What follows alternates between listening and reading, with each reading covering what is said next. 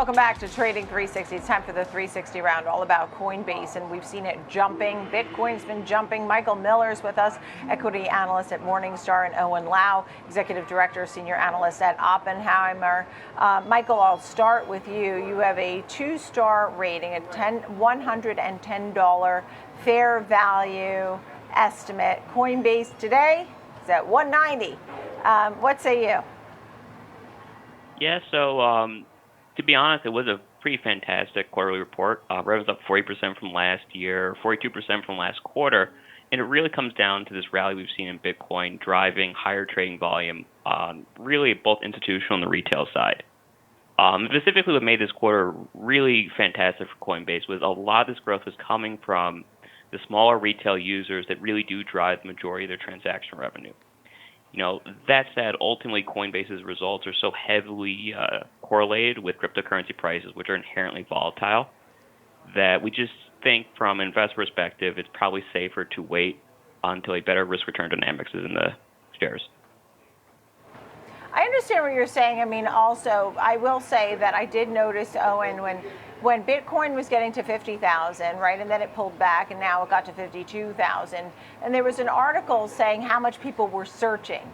And, and this really goes to the retail trader, the smaller trader. There seemed to be a lot of excitement when it got to 50,000, but less so when it got to 52. Like, whoever was going to get in sort of got in. I don't know. There hasn't been so much inflow.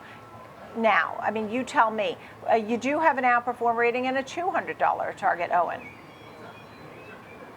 Yeah, I mean, we upgraded stock 4 weeks ago when Bitcoin pulled back down to around $40,000 or so, and Coinbase stock was trading at $120. So we thought that was a great opportunity. We upgraded stock, and the stock was up 50% since our upgrade.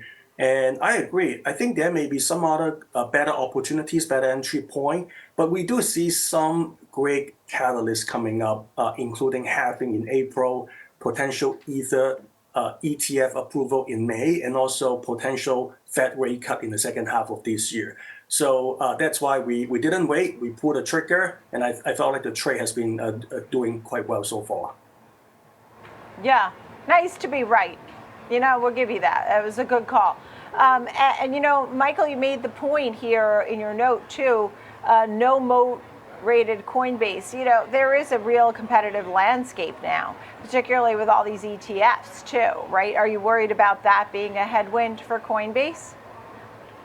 Not so much. The one thing with Coinbase is they do generate a considerable amount of their revenue from cryptocurrencies that aren't Bitcoin.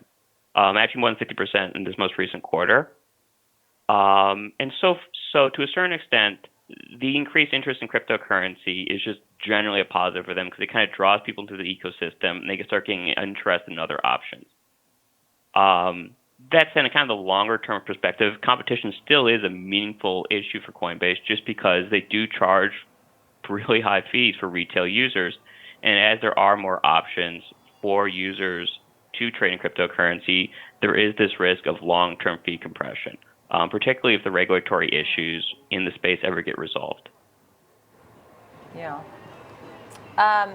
Here in your note at OpCo, you said that, the fundamentals of Coinbase and that they can improve those fundamentals over the next couple of years, Owen. At the same time, we're going to be with the Fed cutting rates. I mean, eventually the Fed's going to cut rates. I mean, I don't know when, but that's sort of the plan. We'll stick to that. Mm-hmm. How do you feel? We have a high rate environment now, the Fed likely to cut rates. I mean, how do you think all that will factor into the likes of Bitcoin and Coinbase? So I think the backdrop of rate cut is a positive for the crypto industry and also Coinbase. I mean, we have seen that already. One of the reasons why I think Bitcoin has been going up, Coinbase has been going up because of the anticipation of the rate cut.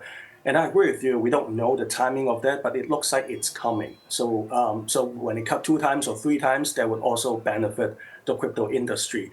But there are many other factors that can affect Coinbase price going forward, just like I just talked about halving could be an opportunity, the ETH ETF could be an opportunity, And then the potential resolution with the SEC lawsuit, it's also another opportunity for Coinbase price to go up. So I think there are multiple catalysts that can drive the stock higher. But I just be mindful that the stock has a great run already. So I just want to warn investors that just be mindful about the price action these days.